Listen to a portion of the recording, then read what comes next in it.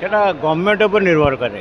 Government କହିଥିଲା ମଦ ବନ୍ଦ କହିଥିଲା ମଦ ବନ୍ଦ କରିବାକୁ, ସେ ତା ଚାହିଁଲେ ମଦ ବନ୍ଦ କରିବ, ତାର ବିକଳ୍ପ ଦେଖିବ। ଆଉ କେଉଁ ବାଟେ ଯେଉଁ ମଦର ଯେଉଁ ଟିକସଟା ଆସୁଥିଲା, ଏମିତି ତ କିଛି ବନ୍ଦ ନ କରିକିରି ଖାଇବାକୁ ସବୁ ରେଟ୍ ହେଇଗଲାଣି। ନା ନାଇଁ ଦେଖୁନାହାନ୍ତି, ଆପଣ ନିଜେ ଦେଖନ୍ତୁ, ସବୁ ଜିନିଷର ରେଟ୍ ହେଇଗଲାଣି। ମାନେ ମଦ ଟିକସ ଆସିକିରି ଯଦି ମଦ ଟିକସ ବନ୍ଦ କରିବେ, ସେ କ'ଣ କରିବେ ସେ କଥା ସିଏ ସରକାର ଜାଣିଥିବେ। ସରକାର ଯେତେ କଥା କହିଛନ୍ତି କୌଣସି କଥା ଏତେବେଳେ ହେଇନି, ଖାଲି ଭଙ୍ଗା, ଖାଲି ରଙ୍ଗ ବଦଳାଇବାରେ ଚାଲିଛି। ଯୋଜନା କିଛି ନୂଆ ଯୋଜନା ଆମେ ଆଜି ଦେଖିବାକୁ ପାଇଲୁ ନାହିଁ। এই ହେଉଛି ଜିନିଷ। ଆମେ ଭାବିକି ଦେଇଥିଲୁ କ'ଣ ନାଇଁ କିଛି ନୂଆ କିଛି କରିବେ, 24 ବର୍ଷ ଭିତରେ ଏତିକି କଲେ ଇଏ କିଛି କରି ଦେଖେଇବେ, ସେଟା ଆଉ କିଛି, ଆଉ ଇଏ ବି 24 ବର୍ଷ କରନ୍ତୁ, ତାଠୁ ଅଧିକା କରନ୍ତୁ, କିନ୍ତୁ ଦେଖିଲା ବେଳକୁ କିଛି କାମ ଏପର୍ଯ୍ୟନ୍ତ ହେଇନାହିଁ।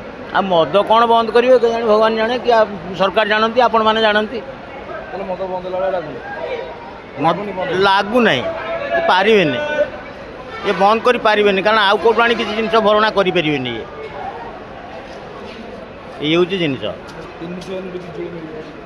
କାହିଁ ଖାଲି ଧୂଆଁ ବାଣ ମିଳିଲେ ଆମେ ଜାଣିବା, ଆପଣଙ୍କୁ କହିବା ନା ଆଜ୍ଞା ପାଇଗଲୁ, ମିଳିନାହିଁ କିଛି, ଆଉ ଖାଲି କଥା ଶୁଣିଛୁ, କାମ ଦେଖିନ,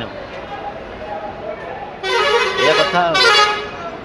ସେଇଟା ଆମେ କହିପାରିବୁନି। ଅବଶ୍ୟ ନବୀନ ବାବୁଙ୍କର ମମତା ବାନାର୍ଜୀଙ୍କ ସାଙ୍ଗରେ ସୁସମ୍ପର୍କ ରହିଛି ଆଗରୁ। ଆଉ ଏବେ ଇଏ ସରକାର ଯଦି ସରକାର ଭିତରେ କିଛି ମ୍ୟୁଚୁଆଲ୍ କରିକି ଯଦି କରିଥିବେ, ସେଇଟା ତେବେ ବର୍ତ୍ତମାନ ଆପଣଙ୍କୁ ନବୀନ ବାବୁଙ୍କ କଥା କାମ ମନେ ପଡ଼ୁଛି ନା ମୋହନ ବାବୁ?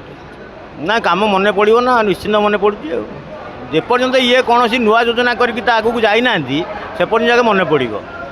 ତାପରେ ମନରୁ ଭୁଲିବ, ଆଙ୍କ ଅଧିକା କାମ ଦେଖିଲେ ମନରୁ ଭୁଲିବ। ତେବେ ଓଡ଼ିଶା ଆଗକୁ ଯିବାକୁ ହେଲେ କ'ଣ କ'ଣ ସବୁ ନୂଆ କାମ ହେବ? ଯାହା ପ୍ରତିଶ୍ରୁତି ଦେଇଥିଲେ ସେଇ ନୂଆ ଦରକାର। ଆଉ ଯାହା ପ୍ରତିଶ୍ରୁତି ଦେଇଥିଲେ ବିଜେପି, ସେଇ ସବୁ କାମ କଲେ ଆମେ ଜାଣିବୁ ହଁ ଠିକ୍ ଅଛି।